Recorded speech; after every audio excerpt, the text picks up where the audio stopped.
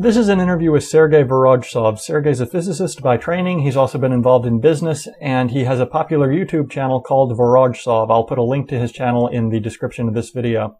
Sergei's channel has a lot of videos on chess and brain teasers, and he also recently came out with a very popular video called Economic Collapse, My 2 Rubles, where he gives his first-hand experience dealing with the economic downturn in Russia during the 1990s. So I really appreciate that he's able to interview today and give practical first-hand advice on dealing with an economic downturn. So Sergei, before the interview, we were discussing how not many people in the United States or the rest of the world expect a severe and prolonged economic downturn, and how, if that does occur, it's much more difficult to handle because so few people are prepared for it. Well, I guess that 99.9% of the USA population is asleep, and this is very unfortunate because all this experience is available from all these third world countries. But I guess even more important than concrete actions is a psychological preparation. The most important thing for survival is to focus and psychologically prepare yourself. To me, at least as an outsider, it seemed like one of the sort of unique things about the Russian economic collapse was the degree to which it took everyone by surprise. In Latin America, for example, the people are almost expecting an economic collapse at any moment.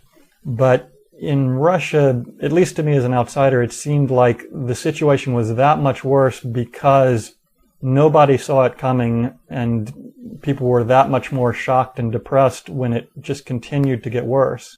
Yes, I think that is true. I think the most important thing is to overcome the psychological inertia and to adjust to a new economic situation. The majority of Russian people expected that the situation will improve, and I think now the majority of people in the United States expect things to improve like within 1 year. And in Russia it was similar. People expected things to improve in 1 year or 2 years, and they just continued to work for their old employers, drawing very low salaries, hoping that the situation will get better and their salaries will increase to the proper levels.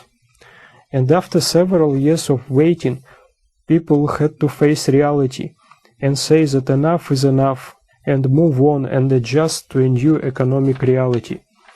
And I think the faster you will move to a new position, or you will create a position for yourself, the faster you will adjust to a new economic reality, the less depressed you will be, and the happier you will be and your family will be. Which skills and personality traits and strategies were useful for people to develop in their daily life, and which types of behavior led to the most difficulties? The majority of people had to change their professions and start all over again. Their professional career might have been very successful thus far, but then everything has fallen apart, and they had a choice of either continue working for a very little salary or start working from zero in a new position which they often created themselves. Many people thought that things will change for the better and continued working old low-paying jobs. But often, after several years of waiting, they had to succumb to the circumstances and face reality. Many people started to drink, and many families were falling apart. Thus, more or less homogeneous socialist society was shattered into many pieces. It would have been almost impossible to predict beforehand who would succeed and who would fail in this new economic and social environment. But even people who succeeded in the new environment were often not happy about their lives. Your last video did a great job of summarizing different employment and business strategies which people adopted in Russia, and what I liked about it was that they were based on your first-hand experience, not theory, and secondly, those strategies seemed applicable for any economic situation. Could you first briefly go over the employment strategies which you discussed? Sure, let's take food sector for example. If you are a programmer and you feel that you will lose your job soon, try to find a job for the food processor or food distributor or for an agricultural company. Government is now the only sector of the US economy hiring. If you feel that you won't make it on your own or just need a break, try to find a government job. In tough economic times, when most people are dissatisfied and even hate the government employees compose its support base and therefore have to be relatively well paid. Also, as more and more sectors of the economy will fall under the government control, it will need to hire more people. The list of professions in the cash sector of the economy in my 2 rubles video is of course incomplete. It mostly provides a framework for you to logically analyze the current and future economic situations. For example, the businesses will continue to function, and good accountants, for example, will always be in demand. How did the problems vary from region to region within the Soviet Union?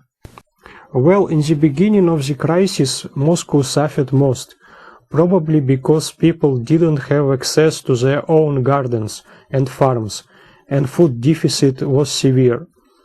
In a short while, other regions seriously suffered as well.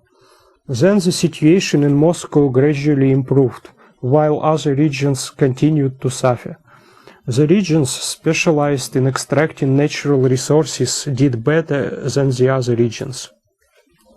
Besides the obvious problem of unemployment and loss of purchasing power, what other issues did people have to adapt to? I imagine there was a severe loss of government services and a rise in crime. Yes. First, ordinary people saw increase in the crime rate. For small business owners, it was even more tough as criminals terrorized them, requesting protection money. I should mention that people in Russia were forbidden from owning firearms. Thus, only criminals had guns. Second, people's moral standards degraded. Criminal underground culture became mainstream. In the Soviet Union, all mass media was censored. Although censorship restricted the freedom of speech, it also precluded violence, offensive language, and sex from its appearance on TV. After perestroika, Hollywood movies produced during all those Cold War years flooded former Soviet Union TV channels and shocking people. The psychological well-being of most people was seriously damaged. Third, the government stopped serving people, concentrating on its own needs instead. Infrastructure started to deteriorate, partially because of hyperinflation. Fourth, many financial pyramids, called investment funds, appeared, promising unrealistic return on the money. They all disappeared after taking people's money. As a result of all of the above, many people lost moral standards and orientation in life. Many people became so poor it was shocking to observe. Many people lost their homes and degraded completely. I guess there was nothing like that level of crime before the crisis. It was probably originally a much safer society than we had in America. Well, there is an interesting concept which I would call survival energy. When people lose any reasonable ways to survive, the survival energy kicks in. It's when people do things they would never normally do, just to survive and provide for the family. For example, people would take out metals from the working equipment and trade it for cash. And then, when this happens on the scale of the whole country just degrades and destroys itself. This survival energy, when it kicks in, essentially destroys the whole country. Next, could you mention some of the successful business strategies which you observed during this time and which you covered in more detail in your last video? The multilateral barter scheme I explained in my 2 rubles video essentially replaces the government's function, which government cannot execute due to dry cash loops. When I described business opportunities in the cash sector, I forgot to mention security companies providing safe delivery of goods, and also companies selling security equipment. In general, during the economic crisis, you will have to protect things which you wouldn't normally protect.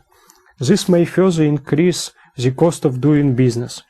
We may also see, on the one hand, a lot of competition based on the price, and on the other hand, increase in corruption.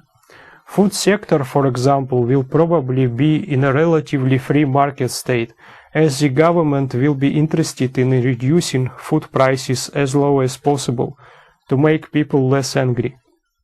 In my hometown, I observed wholesale food distributors furiously competing on the prices for retail food stores.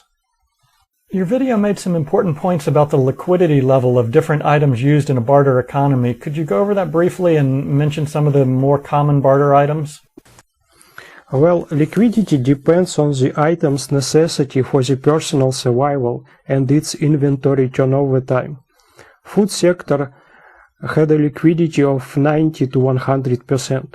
On the other hand, furniture is not required for survival and has long inventory turnover times and therefore will have a low liquidity.